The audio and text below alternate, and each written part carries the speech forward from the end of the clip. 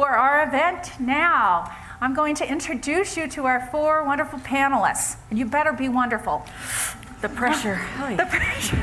Okay. We're good enough. That's right. All right. So Julie Hanks is here, and we'll start over on this side. So wave, do your... Dr. Hanks holds a PhD in marriage and family therapy, an MSW from the University of Utah, and has 20 years experience counseling women and families. She is the owner and director of Wasatch Family Therapy, a blogger, and a top online mental health influencer, and a local and national media contributor. Her research interests are gender and family life, women's creativity, and the intersection of Mormon culture and mental health. Dr. Hanks' first book, The Burnout Cure, do you really have the cure? No. Nope. Addresses common... There is no cure. Yes. Common cultural myths that leave women feeling never good enough and contribute to perfectionism, body issues, and mental health problems. Julie and her husband are the parents of 4 children. So next we have Kris Doty. Dr. Doty has a doctorate in social work from the University of Utah, a master's of social work from BYU, and a bachelor's degree in behavioral science from UVU. Her current research interests include LDS women with depression and perfectionism, and also early return missionaries. Kris is a licensed clinical social worker with a specialty in crisis intervention. She has done crisis counseling in the emergency room at Utah Valley Regional Medical Center and does individual and group therapy. She is also a popular speaker and trainer and is currently the chair of the Department of Behavioral Science at Utah Valley University. She has 5 children and 6 grandchildren. Click.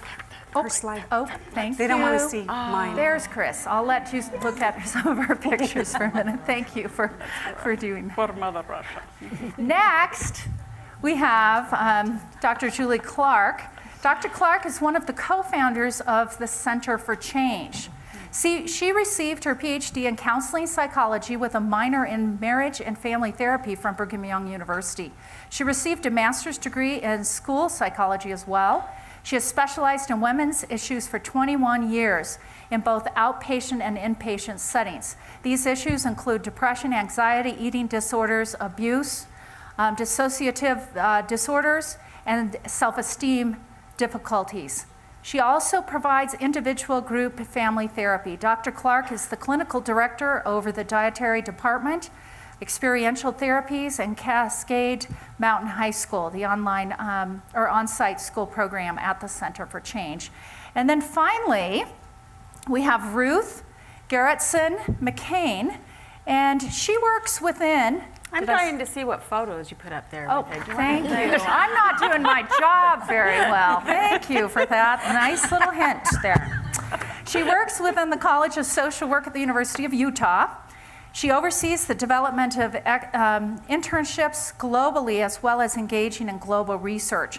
Emerging herself from an upbringing in poverty, she has lived internationally while developing global stakeholders and doing meaningful research in places like Ghana.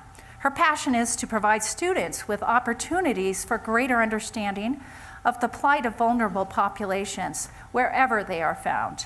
She is committed to impacting the lives of girls and women globally, from basic needs to altruistic empowerment, encouraging the changes needed in the world by women who impact every walk of life. Now, aren't you excited to hear from these women?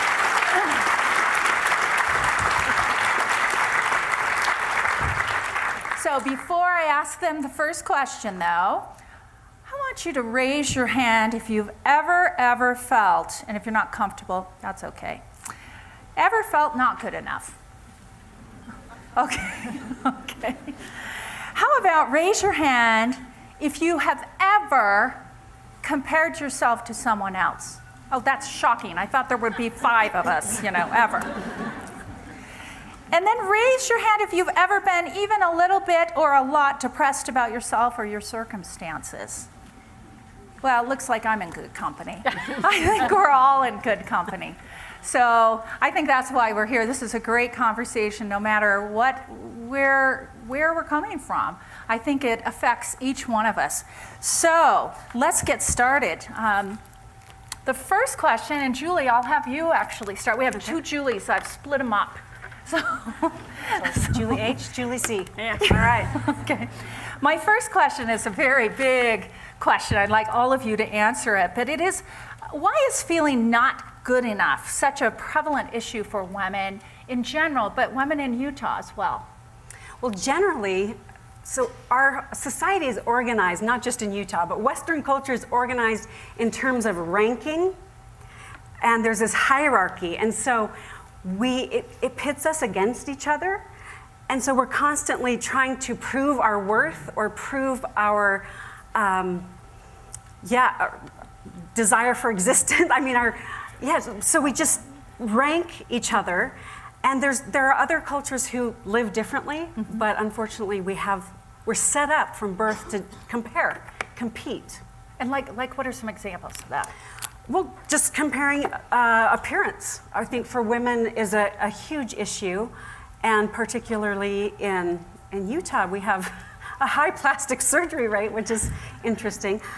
So I think women compare a lot with appearance, with their families, their marital status, economic. And so there's kind of this who's better than, instead of focusing on how we are all the same, how we are all connected, how we all have the same basic needs. And we see that in Western countries specifically. Right. And The do you see ranking. that any differently in Utah? I do, because of the scripture that is quoted so many times in my therapy office. Be ye therefore perfect. And that scripture has brought so many people into my office. But it doesn't mean flawless. It means whole, ripe, or complete in love. So we kind of tie it to our external appearance, but it's really about how loving we are and how open we are to other people. Thank you. I think I'm going to skip over to Julie. What comments do you have about that? Well, I thought about this a while, and I hate to admit this, but when I was a young adult, I saw this commercial. And it was for perfume. So what it had to do with this, I have no idea. But it was this idea that a woman could do everything.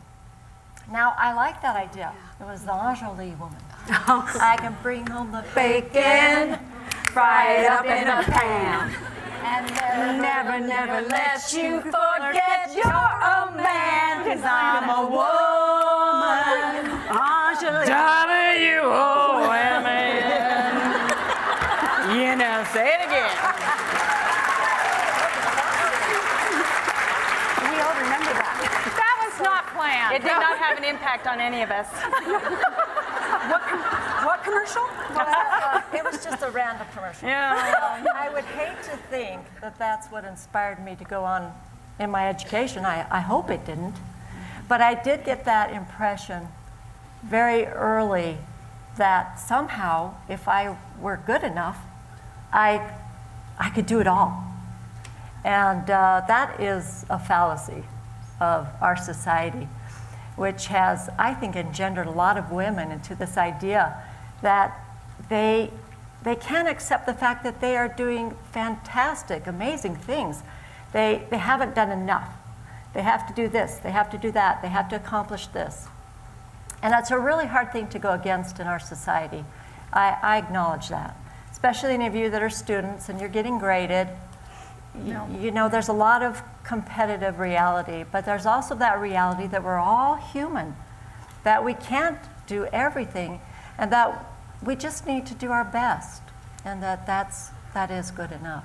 And so the societal messages that you're under now, and I'm so sorry, because our generation started invoking that for you, which has just amplified it now into these really, oh my gosh, you can't even go through high school now and not have all these expectations. Maybe it's junior high now. And but you work in with college, a lot of high school age students, don't you? Well, I haven't worked as much with them, but I have seen some of the ramifications of that in our little high school area, certainly around eating disorder positions and the fact that if you don't feel like you're measuring up, then you give up. And wow, what a sad reality more that is. in girls than boys, or do you see that in both? I think there's more in girls, unfortunately, but I think men are not, immune to this reality too. They have their own challenges. They're part of our society. But that message from society makes us want to do this. And I need to tell you, this is a $50 billion industry, health and beauty, in our society. So it's not going to be easily changed. You're not going to go in there and say, okay, let's not worry about this, let's not worry about that, It drives a lot of our world, at least our Western culture. And the messages there really are designed, do not succeed, because if you do, you will not buy our product. So, some of those pieces there, they show you an image that you can't possibly live up to. And so I just want to bring that out as something to think about as you're barraged with the social media and other things that, hey, wait, what's the goal of this message? Is it to really build me up, to make me feel good enough, or is it to tear me down? It's looking for flaws a lot, it seems like. Kris? I've thought about this a lot because I've done some research in this area. And part of the issue with perfectionism in our culture, there is a certain cultural bind to it. I have been in, we all kind of live on top of each other in terms of the local culture. And so as you can't go out of your home without, half a dozen of your neighbors seeing you, and they know where you're going if you're carrying a little bag and you're in a dress, and they know exactly how long you're going to be gone. So, I'm just saying that we kind of watch each other. And it's unfortunate that we do that, because rather than looking for our collective strengths, we tend to be kind of picking apart our weaknesses, and we tend to do that to each other. It's kind of unfortunate that we do that, simply because if we would just reframe our experience, and instead of looking at each other like, wow, she's thinner than I am, she's prettier than I am, she's more spiritual than I am. And instead, thank you, Julie. Keep trying. I say we should end it Figure. That if we would focus more on the strengths that each other has, and recognize those and cheerlead each other for those things, rather than picking apart the weaknesses, we would find that we all would be so much happier. We would be more at peace with ourselves. We'd be more at peace with each other, and we wouldn't experience that cognitive dissonance, which simply means, like Julie referred to the scripture, be therefore perfect. So you've got this, I have to be perfect, I have to be perfect. And then the inner knowledge that there's no way, you can't be perfect. And so it just kind of fights at each other. I've got to be perfect, but I can never be perfect. And this messes you up. And it really contributes to depression. And Utah has one of the highest rates of psychotropic medication use in the country. And a lot of this comes with this whole piece, I've got to be more, but I can only be who I really am. And you just never feel like you're good enough. So that piece really contributes to part of what's happening out there. Can I share something that I use a lot is the metaphor of a ladder or a field. And when I find myself comparing my life to other people, I say, get off the ladder and get on the field. On the field, everyone is of equal value. We're playing different roles. And when you're on the field, you don't have to climb up over someone else to get ahead. You can celebrate each other's strengths, because there's no competition. It's about how we are all connected and how we are all the same. And it's the suffering and the imperfections that actually are the connecting factor for all of humankind. And we forget that. We think we're going to earn our value. It doesn't work. We already have our value. Going back to what you said, I mean, we are in our culture you said pitted against each other. We're always like, I need to be better. I mean, I love sports, but that's that's part of sports and so forth. But I wanted to make one comment before, and Ruth, I'll let you talk, but I want to make one comment. Ruth, you have to talk. Yeah. Oh, I will. I have just seen, and I'm not a therapist like the four of you, but I've seen. Thank goodness. Thank goodness. Somebody who's not. She is the sane one. The healthiest one here, probably. But I have sure seen in my work with just hundreds, if not thousands, of women in the state, a lot of judging, like you were saying, Kris, to a point that it's very hurtful. I remember chatting with a few people who ran for public office, women who were mothers and ran for public office after the last election last year. And two of them actually won, one of them had lost, but they all said the same thing. I mean, they got choked up when we were talking, and they just told me, and they were all members of the LDS Church, happened to be members, and they were talking about how cruel. People would say, you're not doing what you're supposed to. You shouldn't be running for public office. You should be home. You're not doing what you're supposed to. And how hurtful that it was. And they told me, I feel like I'm supposed to do this. I'm feeling like God has called me. So when I speak to people, sometimes I say, how do we know? How do we really know? But it can be really hurtful. So I had to put that. I've just experienced people's stories and so forth. Expectations. So, yeah. But can we put this baby to bed by just really, Ruth, I promise, I'll give you a chance here. This was my goal for this evening, so I'm on target. If you're even remotely in doubt that you have the capacity to do, not only to be a wife and a mother, but to have other roles, and in the work that I do with women who are members of the LDS Church, you don't have to go any further than listening to President Russell M. Nelson's talk at General Conference just last month, where he said we need women who are executives, we need women who are teachers, we need women who can achieve, who can organize, who can do all these wonderful things. Being a wife and a mother is important and it's great, but it isn't the only thing that you can do. There's still more, and you just have to balance and juggle it. And that's an individual decision. Yeah. What do you think about that, Ruth? I think about this. Well, it's one thing I will say is, especially, and we'll talk a little bit more about what our global sisters think of our perfection. They're very confused by us. But I did learn living abroad that, guess what, I'm not perfect. It was really a hard realization for me. But some of the really important lessons that I learned, could I have the great men in the audience that are here stand up for a second? We're the men. The men, if they are here, please stand up. Thank you. Yes. I don't think I said you could sit down, but thank you for standing. Sadly, and we've had some reference to that. You may sit down. But many women, not all women, but many women, especially in the West, have been socialized that you are the prize. You are the prize. You are the prize. You and you are the prizes. And the rest of us are in this competition for you. Well, I'm sure you're fine. I'm sure you're great prizes. But sadly, what that does for women, and they did an awesome study a billion years ago at BYU, when they would compare how women would greet one another versus how guys would greet one another. You can imagine, right? The guys, hey, whoa, whoa. And the women were, may I touch you, Julie? Yes. The women were, oh, hi, oh, it's good to see you.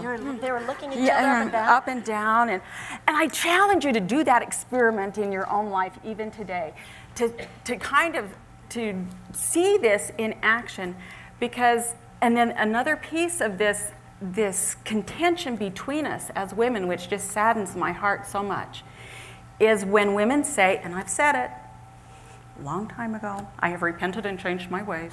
Just saying, Ruth, thank you so much. It was a long, hard process.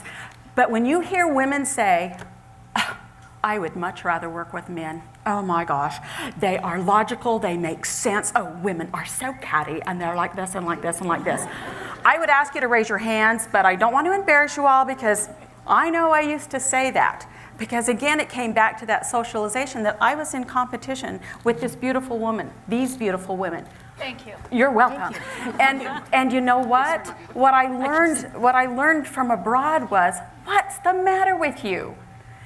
And once I grasped that you are my sisters, whatever your spiritual base is or not, you are my sisters in all of this insanity that reigns supreme, then how dare I suggest that for some reason we can't get along, or that your faults are so screaming, which, let's face it, from a clinical perspective, just projecting my own trash, frankly, out there on the lawn with everybody else.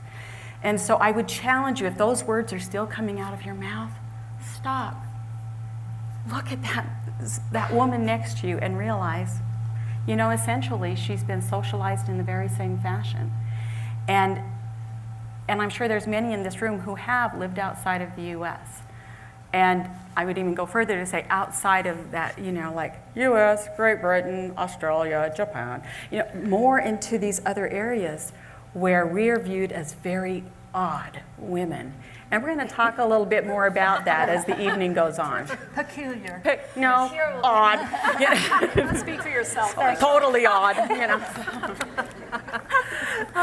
Just to kind of close this question, and you started this already, but what are some, we want to, with each of the questions, I have 4 main sections for this evening. We just want some like toolkit ideas. What can we do? I mean, just a few toolkit. And you just gave one. Anything else you'd like to add? I've already spoken on that subject. Okay. Well, I would suggest one thing that women do probably more than men is we're very in tune with nonverbal communication. But I would say to be careful about mind reading. Mind reading is something that you do. She was talking about how we project our own self-worth and value on, and how we feel about ourselves onto other people. Trash, but okay. Well, I'm trying to clean up her trash. But the idea with mind reading is that we really don't know what each other's thinking. We think we might, but what we're really doing is we're saying, I don't feel comfortable with myself, so I'm sure you don't think. I think you're thinking the same thing I'm thinking. And so it really... We do that to spouses quite often. We do that. Yes? No. Yeah. I don't have a spouse. Never. But I would just say mind reading is one thing I really would recommend you look for and see if when you feel anxious, depressed, nervous about a situation, if you're not really, thinking about how you feel about yourself and worrying about, well, I think everyone else will think this about me. And I love your comment about, gosh, when we realize we're all equal, or maybe that was you, Julie. Equal. Who was Probably it? her. All right. When we're all Partners in equal, crime, then we say we all have our own talents. I like to think of us like a beautiful flower garden. We have this great variety, and all the flowers are equal. Not one is better than the other. We're all beautiful, and we all have our talents and gifts, and that's, to me, a beautiful thing. So try not to mind read what you think others are thinking. The rule for that is, if in doubt, check it out. If you're not willing to check it out, let it go. Okay. That was good therapy, right there. You'll be getting her bill in the mail. Kris. That's free. Another way to look at it is that we kind of are all fellow travelers. We're all on the same road, and it isn't about who travels the road best, and it isn't about who's further ahead than someone else. We all have those various obstacles that get in our way, and our role really is to help each other over those obstacles and to support each other. Race to the finish line doesn't matter who gets there first.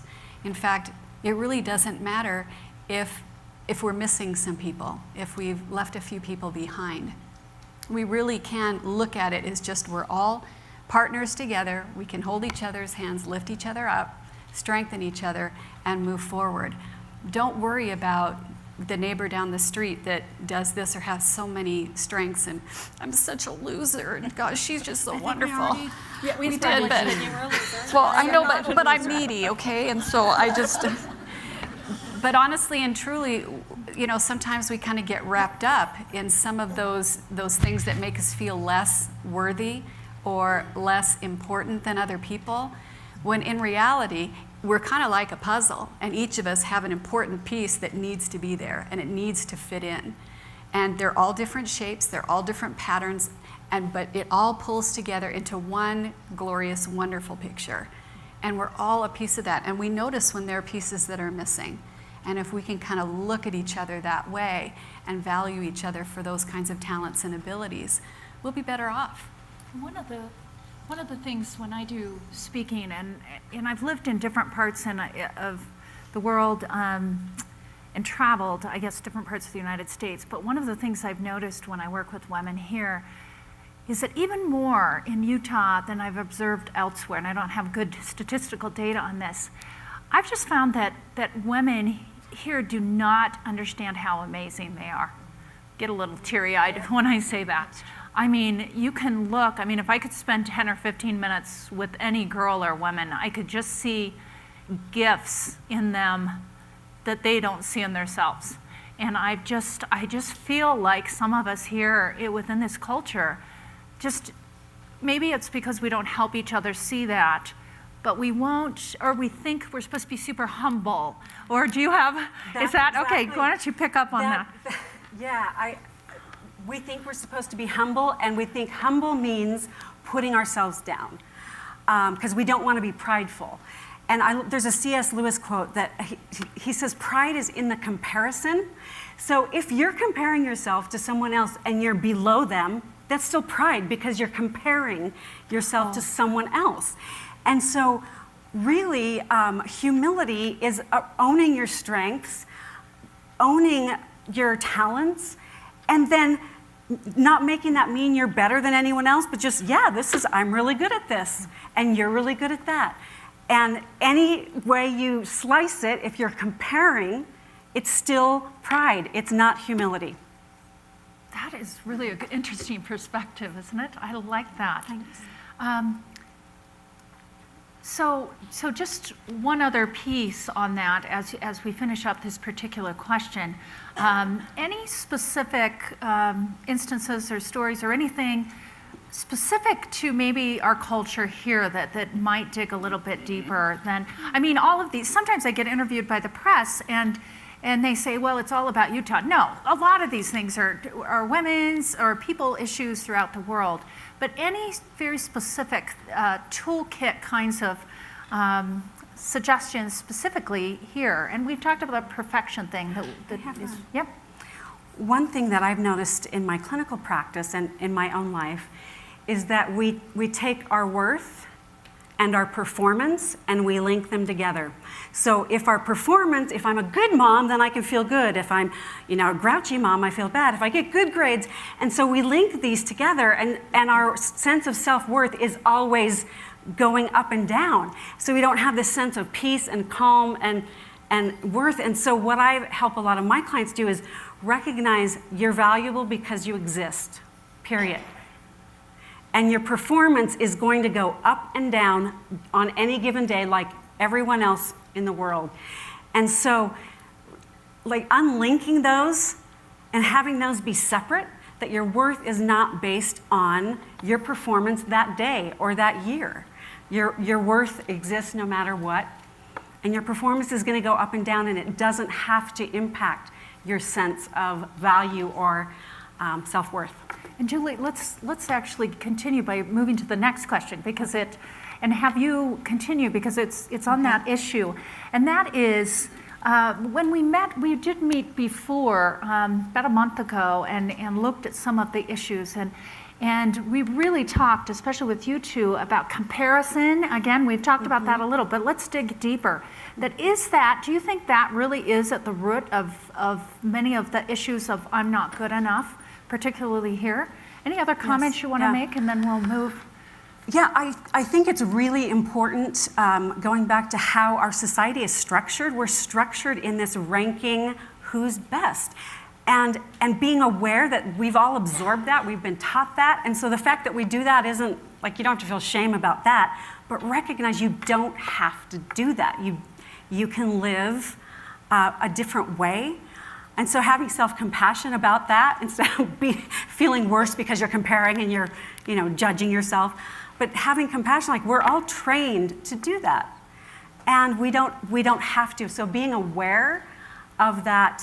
So do you help people learn to give themselves self-compassion? Is that something that you have to teach people? Yes. I would add one thing here. I've thought a lot about the fact that fear is, I think, at the root of perfectionism. It's fear of failure, it's fear of rejection, it's fear of being inadequate. And fear is a debilitating feeling at times. So I think when we're talking about comparing ourselves, the truth is that we're so afraid of failing, of not being good enough. And I love this quote from Susan Jeffers. She wrote this book, Feel the Fear and Do It Anyway. And she said, you're not a failure if you don't make it. You're a success because you try. And how you learn from mistakes, we couldn't possibly learn unless we failed, to know how to self-correct and do it differently.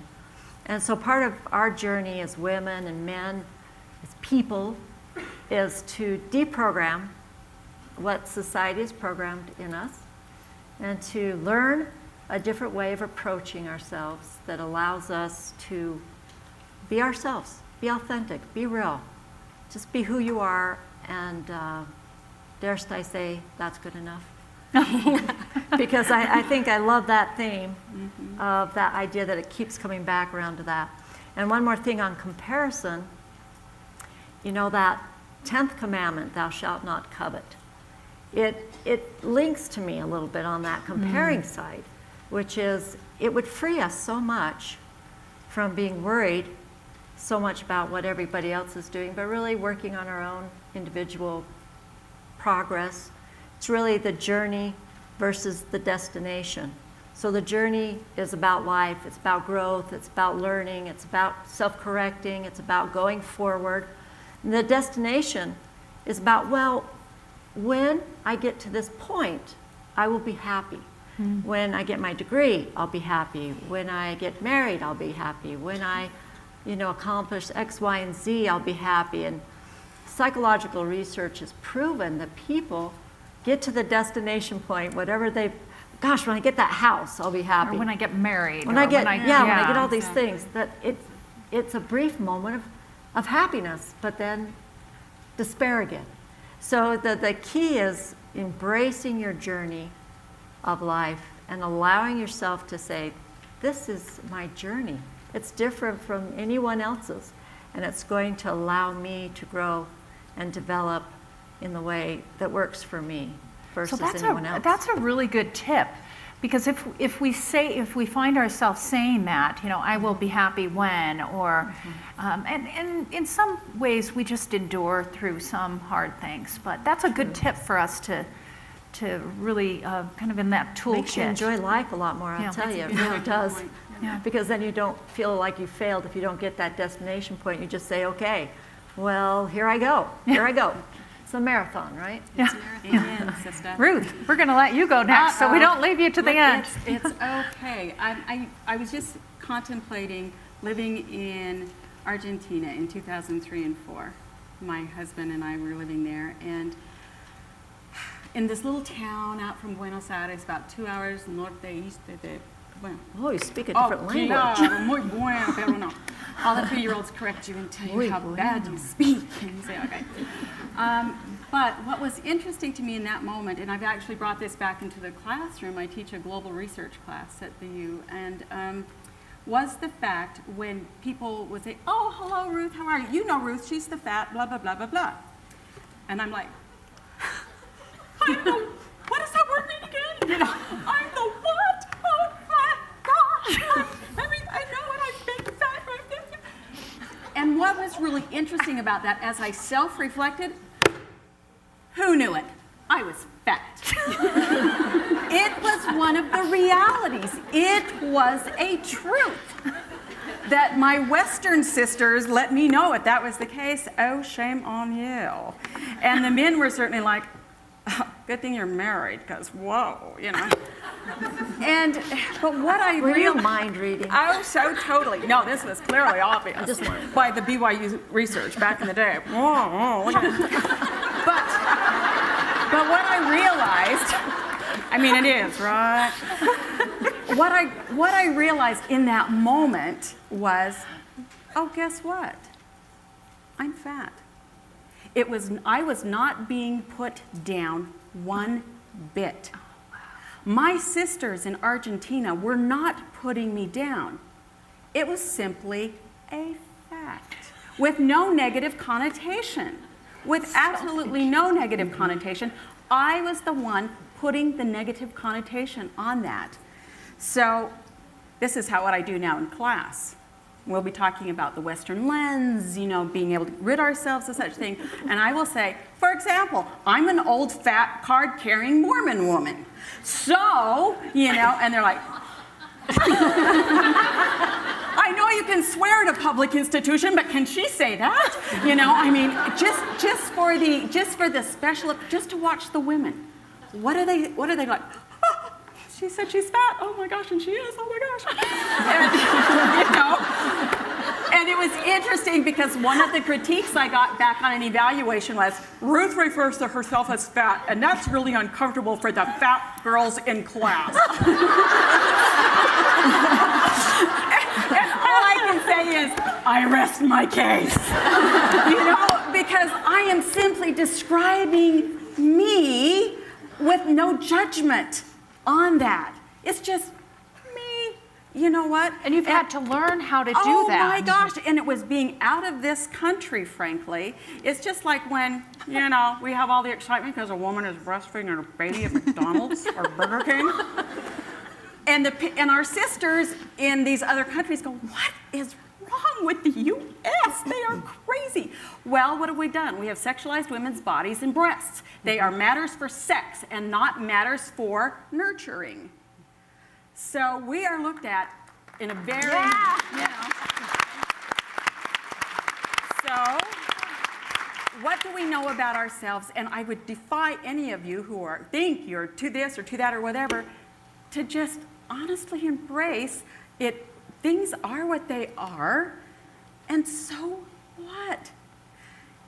Kris and I had a conversation just before coming in here, and one of our biggest hopes in this evening was that we would look at you beautiful, beautiful women, and the guys, but you beautiful women, and literally calling out, saying, please, let them feel their value. Please let them know their worth, because you are good enough. So, but you have to be able to look at yourself honestly and then embrace that honesty. And that takes some practice, I think. It truly does. And you probably work truly with, that's does. probably It what you truly work does. with. Yeah. Women, so. Well, we all work with it individually. Yeah. Oh, that's true. Oh, no, I'm there now. She's here. Okay, I'm totally The there. rest of us are working I'm on not it. perfect at anything else, but that one I've got down. Kris. Perfectionism can be really healthy.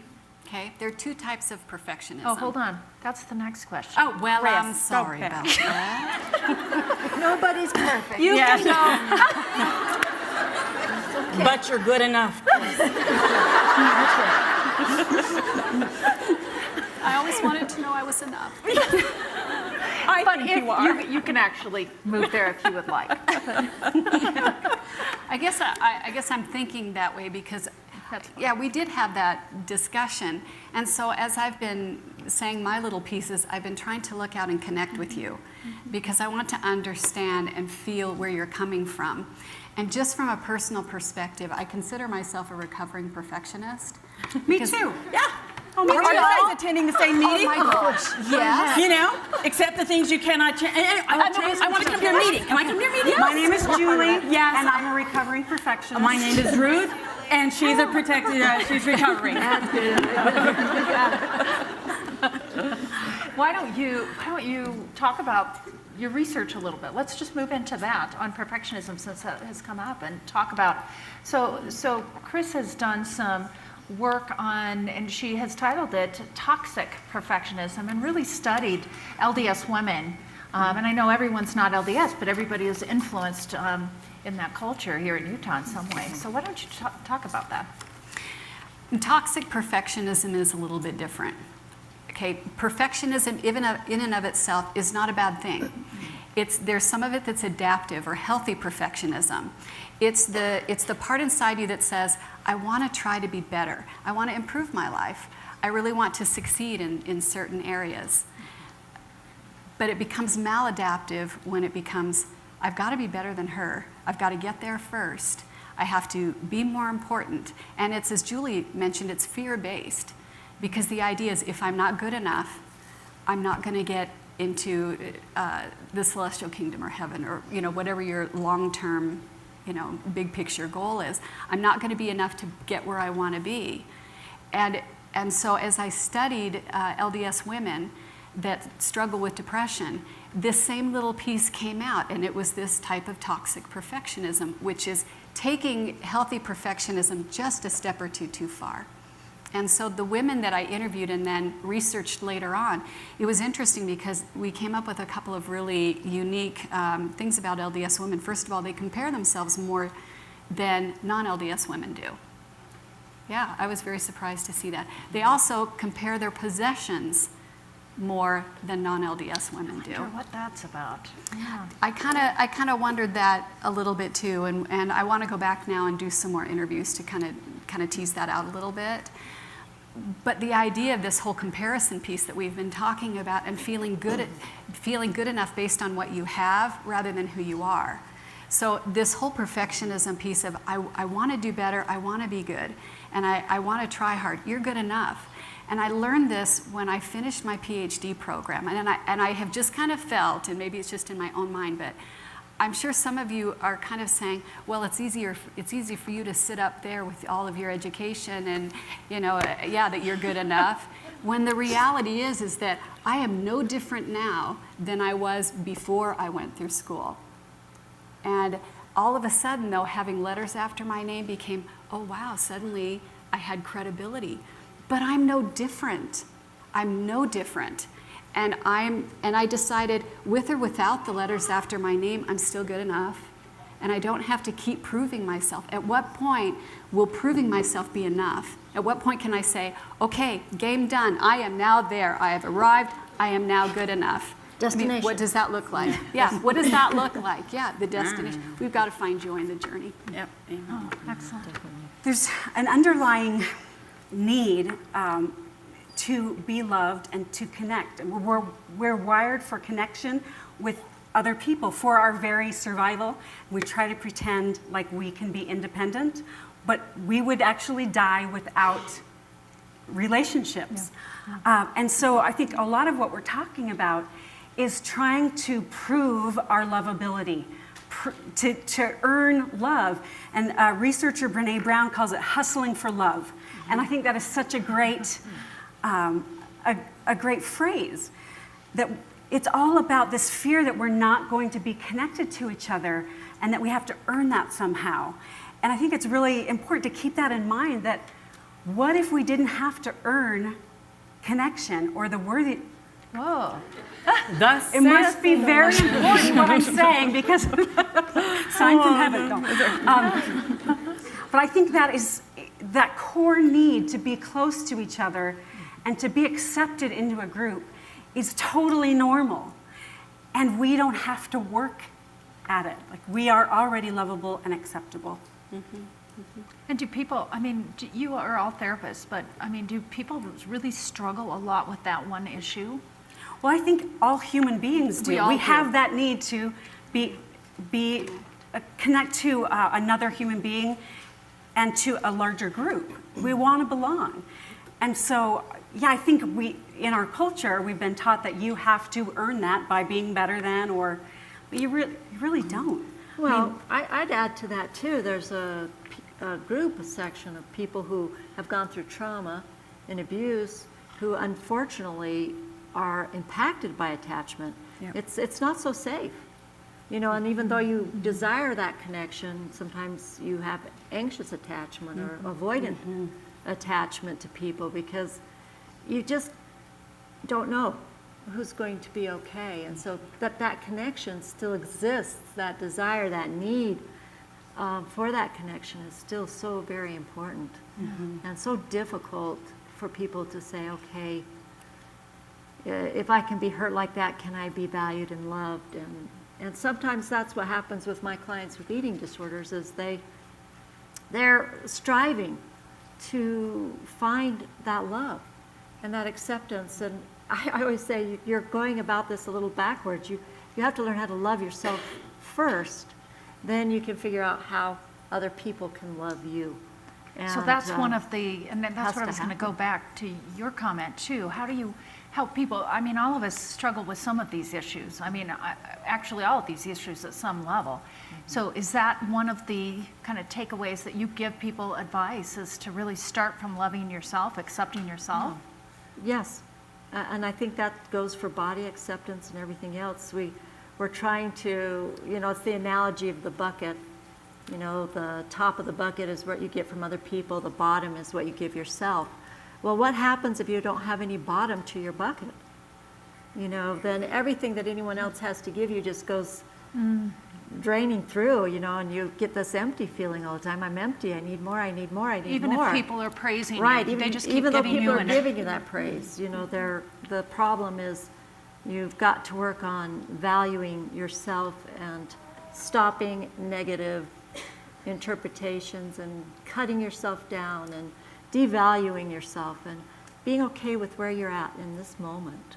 We call that mindfulness in therapy, being present here in this moment. How do you do that? If some people in this room, if that's one of the things that we're struggling with, or we know people, how other than, what are some tips to helping us do that? To stay present in the moment, Okay. to ground yourself to the moment, and you guys add anything to this, please. Self-compassion. So researcher Kristen Neff has defined self-compassion in 3 ways: mindfulness, common humanity, and self-kindness. And she defines self-kindness not as just what we say, but how we actually treat ourselves when we're suffering. And that has been so personally meaningful to me, to be able to, like when I'm scared or I failed, to be able to go, Julie, it's okay. I just recently finished my PhD, and that brought up a lot of fear and feeling like I'm not good enough, I'm not smart enough. And I was able to practice that and say, you know what, it's okay. Of course, this is scary, this is new, this is kind of messing with how you see yourself. It's okay. And just being able to feel it and comfort myself. I think that's such an important skill, that wherever you are, you have yourself to comfort and soothe and say, you know what, you're going to be okay. And I'm here for you. Did you notice what Julie did when she was making that statement? Yourself. I mean, seriously, just that, helps even calm you that down. touch of, it's okay, kid. And, We got this. Exactly, and it's even little things like that, and that keeps you present. It keeps you aware. Just that it's okay. It is okay. Today it is what it is for you, and it's okay. Because so frequently, we're back to that mind reading. We're back to that whole idea of predicting the outcome when we haven't even made it through till what time are we ending? No, but that whole idea of just, yeah, I know. But being that presence, and she has changed a lot since she got her PhD, I'm just saying, because I was there for the journey. But not your core. But not your core. Your core is still true. But it's exactly that. What is that self-talk? What is that? I've worked a lot with women in addiction, and it breaks my heart because they have lost that sense of self, that sense of value. Many women have done some pretty atrocious things to get where they are. And how do you get past that? Yeah. I mean, there are some horrible things that they have been placed in or found themselves in situations, and how do you get past that? And a lot of that, at least from some of the clinical work that I do, a lot of that is being able to connect with that higher power, whatever that higher power is for you, whether it's nature, whether it's a higher being, what, you know, I don't like the door handle thing. If it's the door handle, That's weird, yeah. Yeah, that's when you're leaving, you know. Oh yeah, there's some out there that We'll have say, to talk yeah, later. we'll talk later. But Maybe it's the doorbell. connecting again beside yourself. What does that look like that finds you worthy enough to draw breath today? Finds you worthy enough to be present today. Something that loves you beyond your even understanding, to be able to humble ourselves to that state of appropriate humility, which is a strength. Humility is a strength when it's, as Julie so beautifully expressed. Well, and if we don't do that, we're going to be avoidant. And this is what I see so much, that we're trying to avoid who we are. You know, so we're It's too either painful. we're doing this and that, and we're scurrying about trying to achieve and accomplish, but we are avoiding connecting with ourselves emotionally. We're avoiding our pain. We're avoiding our concerns. And so mindfulness is really about being in the moment with yourself emotionally and saying it's okay. It's okay for me to have a bad day. It's okay for me not to be so happy right now. I'm going to be all right. I can handle it. I can get through it. It's like cheerleading yourself on. If you live in the future, you're anxious because you just can't figure out how it's going to work out. If you live in the past, you tend to be depressed. So your goal really is to try and get more mindful about your moment in the present, and it gives you more steadiness with, have you ever thought, I just have to get through today? Like Or the next 45 minutes. One day at a time, you know, that old adage, there's really a powerful truth to that. I wanted to make a quick comment, and then Kris, I have done research and talk a lot about confidence, and when I really moved into that area, I was so surprised at the connection, the really strong link related to us. I mean, we have to have self-compassion to become more confident. Because confidence is about action. It's not about it's linked to self-worth, but it's not, we can't be more confident if we sit there and think, I'm great, or whatever. We have to actually do things. And we won't do things unless we know how to forgive ourselves, right? And so Or make mistakes. Because if you're gonna do more, if you're gonna try more things, you will make more mistakes. And so I thought that link was very, just very important. Kris, any of your thoughts to conclude this piece? You know, some of us think that if people really knew what we were about or knew all the skeletons we had in our closet, it would be really embarrassing. I mean, I don't have any skeletons in my closet, but the rest of them do, and so I can be compassionate toward them. I've seen them. They're terrifying. But you know, we spend a lot of time, you know, trying to stand against the door, keeping our walk-in closet full of skeletons at bay, and we don't need to do that. It's okay to sit around and kind of be real with each other. When we wear that mask that says, I'm perfect, I've got it all together, we're not doing ourselves any favor, and we're certainly not doing each other any favors. It's okay to kind of let your guard down and be real. The other thing I would probably add is to develop this kind of attitude of gratitude piece, to be grateful for the things that you have, the friends that you have. I realized the other day, having gone through a real difficult divorce, and people don't, that's kind of against the cultural norm here. It's not considered, that's just not something. You're not a good Mormon. I'm not a good Mormon. If you just hadn't failed, Kris. Yeah, that's right. If I just hadn't failed I'm divorced in my... also, so I guess we're been there, done We can be losers together, right? I'm not divorced. I feel so... You're getting there. We'll work on that. So recently I realized that, I have a great job. I have wonderful girlfriends that I like to hang out with. I have wonderful neighbors. I just have so much to be grateful for that, okay, this one piece of my life doesn't work, and it's okay. It's totally okay because I have so many other things to be really happy about and fortunate And it's be grateful painful, for. Sure, but you bet it is. working through those things is so possible and so doable, and you learn that you can handle so many things that you didn't prepare for or plan for, and that's one thing we can't completely do is plan for what's going to happen. you know, but that you can believe in yourselves to get through.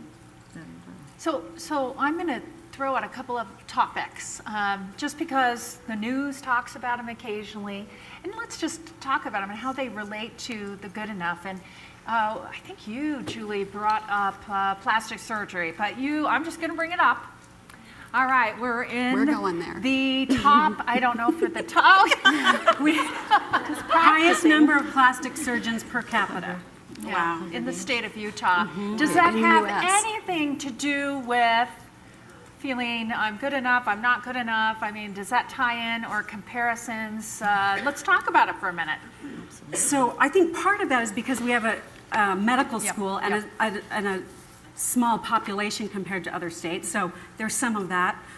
But I think I've noticed with my clients, it's like I've given my body to bear children, and it's my time. Like I want it back, and I look at them and say, when do you sacrifice something and then get it back? Like, I want my tithing money back. There's a plan for that? I know. Yeah, why's my chandelier up there? But it's such an interesting mentality, and it just goes to show how much cultural pressure there is and how much we link our value as women to our physical bodies. They're just instruments to help us go through life and connect with other people, and we're so objectified. Anyway, I thought, well, that's a sacrifice. My body has changed, but that's a sacrifice you make. Anyway. Isn't that part of struggling with our esteem, though? You know, that we're missing the true connection with who we are and our emotions and our value in that sense. So we're just missing that connection to it, and all of a sudden, our body becomes the tool to get value or attention or whatever. Or power. I mean, it is power in our society. If appearance is... It's proven. Yep. That's the socialization And it's all over again. so You unhealthy. don't look good enough. Your hair's not nice enough. It's that whole socialization and piece. And I say we fight it. Deep program. We stop it. We Forward. It's why I don't Love go your to body. Carl's Jr. to buy a damn burger. Exactly. Yes. Exactly.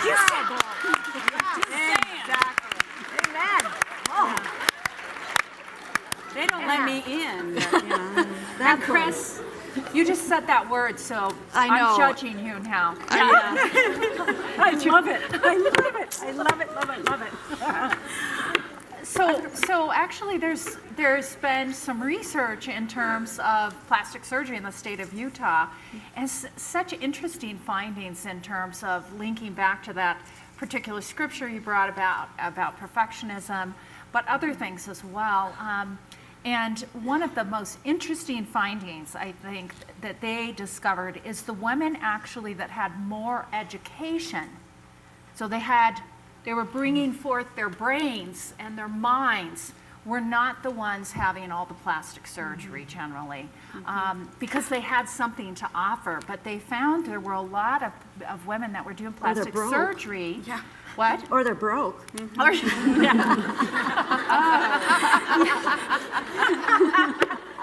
I think she nailed it.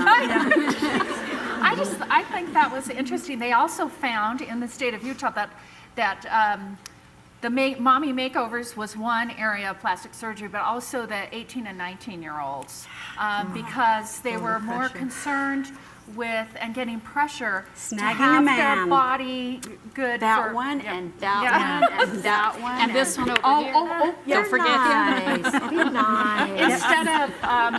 Instead of Carl's Jr. thinking bad. about their mind. Yeah, You that guys, man be nice. quiet. So- We're talking. sorry. Control us. We get spanked. What do you need me to do? I can take them out. I'm just. Anyway, any other comments about that? I think you're talking about how we form our identities. What is our identity? Yep, true, And yeah. and the cool thing is we're in charge of that. How we construct our identity, and appearance is a piece of it, but it's not the entire pie. I mean, it's maybe a little sliver, but how do you define yourself?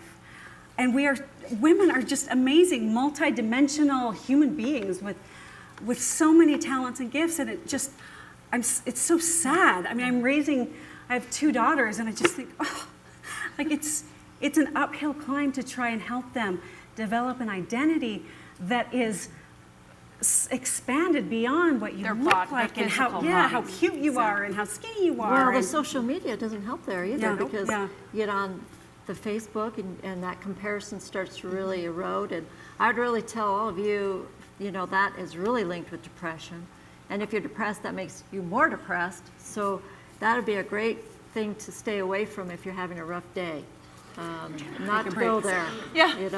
So let's move to, we wanted to talk, and it's been brought up, the depression issues. And we have a lot of antidepressant use in the state of Utah.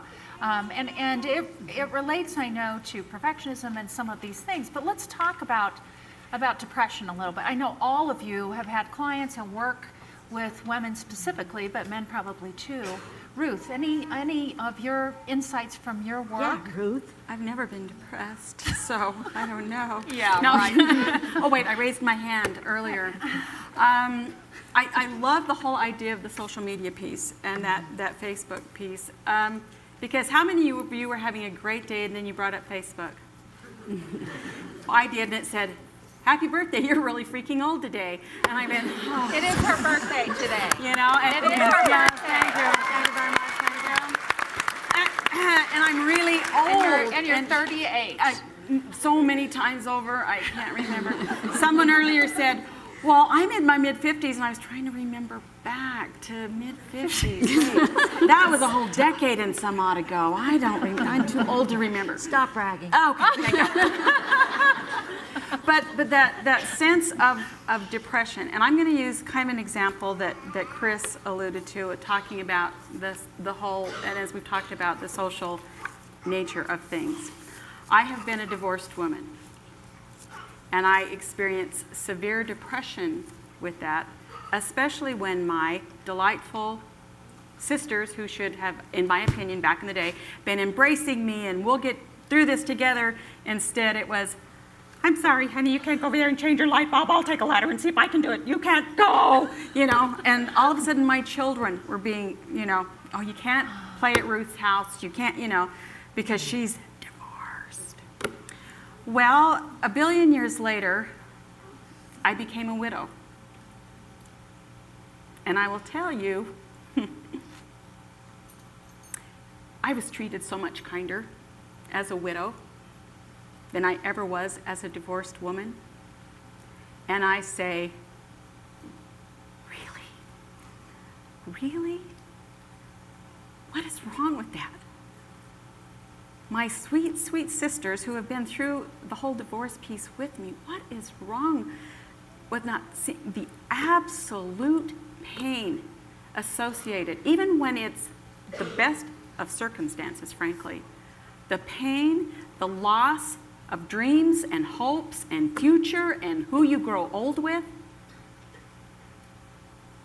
Well, I've worked with a lot of women in that situation, and my call to you women here is, if you know someone in that situation, please strive to not be judgmental. Please strive to understand there's multiple sides to one story, and help them raise up and be those loved sisters who should be by your side. Because frankly, they don't want your husbands usually, they don't. But again, and I just use the example now as a widow, my experience has been completely different, and I am so supported. It'll be 11 years in December that my husband was taken, and he was taken, and every week I am reminded with love and compassion. How are you, Ruth? How's it going? I know this is a tough time of year for you. And I'm like, thank you, it means so much. But doggone it, this sister here, but we put a social connotation on this and don't appreciate the different levels of feeling, emotion, and depression that exists. And then how do we become the answer rather than perpetuating the disconnect for those next to us. Thank you. You know, I want to switch because I want to give Julie just a little bit of time. I know you brought up that you really work in an environment with eating disorders. So I really want to give you a little space to talk a little bit more about that in terms of how that, you know, plays out in terms of either perfectionism or depression or whatever. And first of all, is it an issue in Utah? Yes. I think eating disorders are a sleeper in some ways because I think that people fall into eating disorders accidentally often. You know, they're trying to do things to improve themselves. Maybe they have painful issues that are going on that they don't know how to completely deal with. I have such a love for the women I've worked with that have eating disorders. They are some of the most amazing and talented, high achievers, beautiful women who have not figured out how to deal with emotion. And they are very super tender and sensitive. And I think women are in general. Sometimes we have a hard time dealing with our emotion. And eating disorders really is about not dealing with emotion. It's not really about food. It's not about weight. It's about, I don't feel comfortable with my pain, and I am worried it's going to, you know, overwhelm me, consume me, So it's the take fear over. piece that you talked about. It's that fear piece again, and that idea of if I can just have the perfect body, if I can just get that number on the scale, you know, it's like that 4.0, if I can just get those things, then I'll prove I'm okay, versus I'm hurting. I need to work this through. I need to talk about it. It's okay for me to experience this, and it's not going to consume me.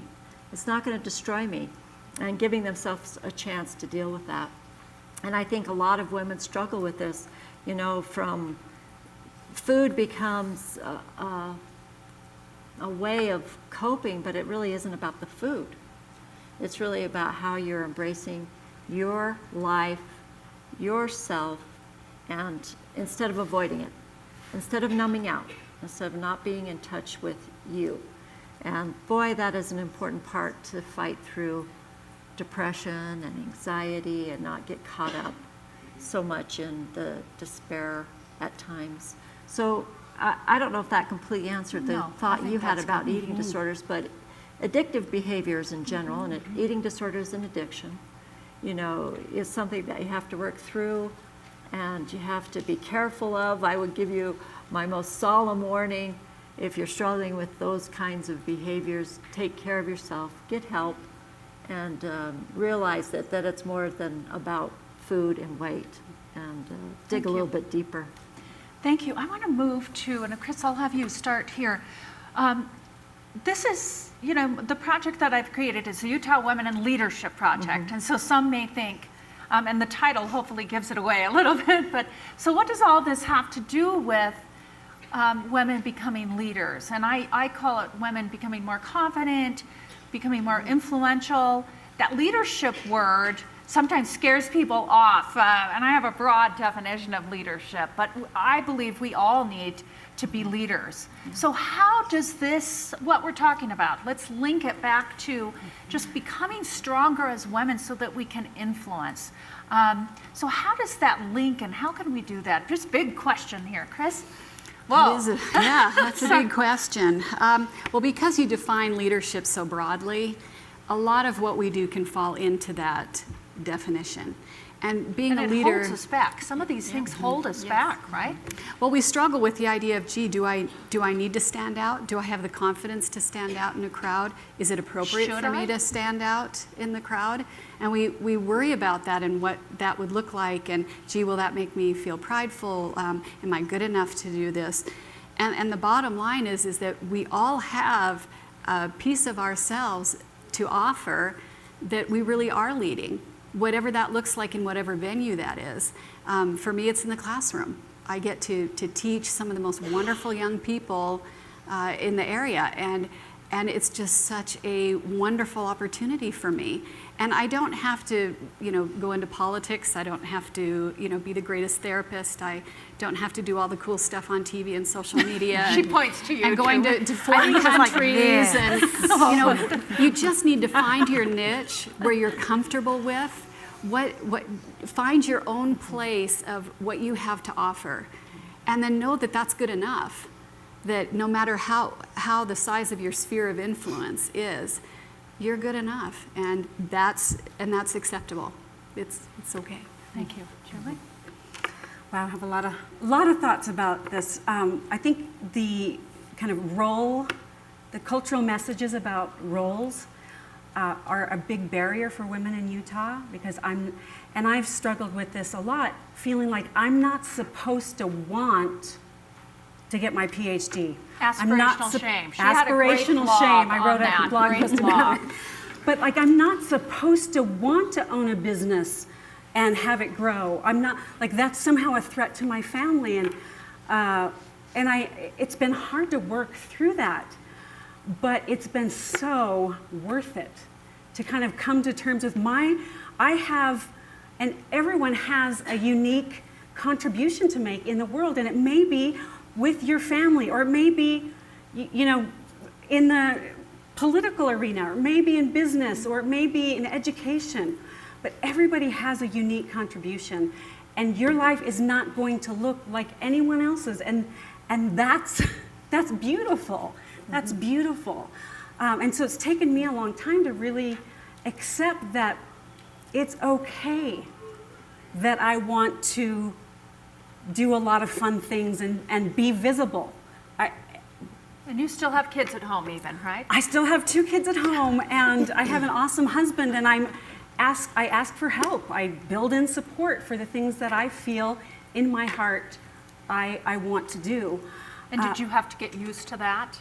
Because sometimes we think, and I have had to get used to that we're supposed to do it all. We're supposed to. Right. We have this thing in our mind. I'm Yeah, not sure we felt no, that.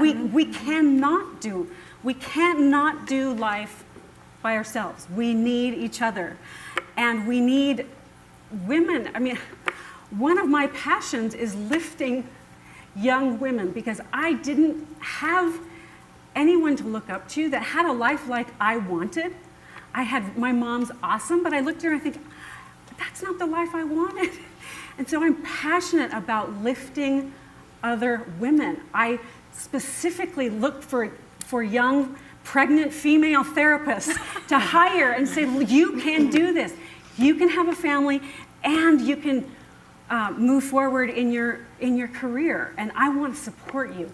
We need to support each other in whatever choices we make, and lift each other wherever we are. Yes. Thank you. Well, and just a quick comment, and I've done a lot of media and interviews on different things, and one of the things I talk about is we have got to individually figure out what success means to us. We're all like teary-eyed. I know. And stop saying, it looks a certain way, or someone should be this way. I'm a very religious person, and nobody knows what God has told me to do. Amen. And so, man, we're just like balling like women up here. Oh, This goodness. sucks. Get it together, ladies. But we are good enough. So stop I feel it. good. Yes, it's all But good. anyway, who was going to come? Well, embrace your emotion. Seriously, I'm going to try, and I'm good with that. Well, I was just going to say that I guess for me, leading is being you. And I have to say that the hardest job I ever did was being a mother. And sometimes I go to work just to get a break. And so I have such respect for that idea of you figuring out individually what is your own journey, and how beautiful that is that we each have our own reality of what's right for us and where we fit in, and what's going to be leadership to us is such a broad dimension. But I think to me it's be who you are, be authentic, be real, and you will lead. It just will happen automatically. It doesn't have to be in any particular way, and I just love those comments about, you know, you can reach for the stars and you can do the things that you want to do, and you also can Be calm average. You can calm yourself down and say, this isn't average. This is fantastically awesome, and this is where it is for me. And it doesn't have to look like anyone else. Wouldn't that be boring? Yes. If we all looked the same, if we all acted the same, if we all had the same talents, oh my goodness. I know when I go to the other side, my mother really loved Marilyn Monroe. But if I got to the other side and she looked like Marilyn Monroe, I think I would really freak out. I want her to look like her, you know. So for us to be ourselves, to me, is confident leadership doesn't mean that you don't have worries or anxiety. It just means your actions reflect more of your heart desires. I like that. You know, and so I want you to think about that for yourself. Thank you. I'm a storyteller. I'm sure you figured that out by now. At 22, with 2 babies at home, and I obtained my associate's degree, I was like, that's it, I will never go back to school again. School sucks, it's awful. And I did not. A billion years later, my sweetheart said to me, you really need to go back to school. I'm too old. You really need to go back, Ruth. You know, you need to do that. I am too old to go back to school. He goes, get back into school. I'm like, no. So I went to school. And there I was as a junior, 45-year-old woman, junior at BYU, going, no one's going to play with me. No one's going to, you know, and the very first assignment was pair up and do this. And I'm like, oh. And this sweet, darling 20-something co-ed comes walking all the way to the front of the auditorium where I was sitting as a studious little 45-year-old student ready to take all the notes, and said, will you be my partner? Oh. That beautiful young woman changed my experience. That precious young woman made it okay for me to be back in school. A bachelor's, a master's, and a PhD later, that young woman changed my life by just accepting this old woman, and here I was, you know, trying to, because I said I gotta go to school. And you know, she embraced what we've been trying to tell you here. I mean, she went beside herself. She's probably the local youth ward Relief Society president and said, oh, the poor thing, you know, and had to come down and have the conversation with me because I was the, you know, project. But even if that was the case, she did it. You've done so well. Thank you. Thank you. She was You're a good success. enough. I am so good enough. And she changed my life because she took a chance on, I don't even know if I want to work with this old lady, but she took a chance and she changed my life and my experience. And I'm forever indebted in gratitude to a young woman who said, I'll take a chance with her, you know. And it made all the difference.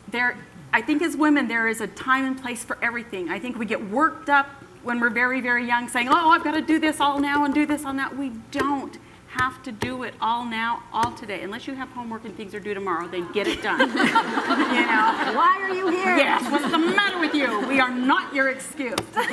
But the point being, there is a time and place, and it's accepting ourselves and knowing ourselves. And even when the world is saying, a dear elderly woman in my neighborhood said, what are you doing going back to school for? What's the matter with you? And I was like, well, given the events of my life, my husband knew what he was talking about when he said, you need to go back to school. You're going to need that. And so, you know, there's a time and place. Time and place. Please be patient with yourself and kind to yourself, and especially when others may not be so kind. Thank you so much. I'm going to give you, it's time to stop, but I'm going to give you your 30-second to give your final advice like Dr. Phil or something.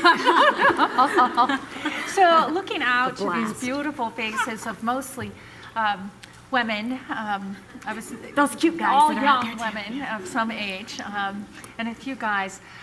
In terms of this whole topic, in terms of, you know, accepting yourself and perfectionism, I mean, for 30 seconds, I mean, what would your final advice free advice, since you're not charging for tonight. We're not? B. Wait. Did we sign on for that? getting paid for this. That's it. It's free. So let's start with Julie and just go through, and then we'll conclude, and we've got some other things after. So. I just want to piggyback on what Ruth. Oh, no. Okay. Done. Go. That leadership is about seeing people, seeing who they are, and seeing yourself, and drawing that out. That is what I think leadership is. And if you can see yourself more clearly and really see another person's heart and have empathy for them and bring out the best, that is leadership. And you can do it one-on-one, you can do it with thousands, it doesn't matter. But you can make a difference wherever you are and whoever you're with. That is leadership. Thank you. Kris. Be comfortable with the idea of saying no. That it is okay. Oh, I just saw somebody laughing. You're guilty, aren't you? Yes. I know how that is because, but I can't say no. If I say no, they won't like me anymore. Who cares? It's okay to say no, really. It's in our culture, it seems counterintuitive to say no because we're always taught to always say yes and, don't worry about that. And you can say no and do it in a way that you're not a jerk. Thank you, I just don't have time in my life for that right now, but thank you for asking.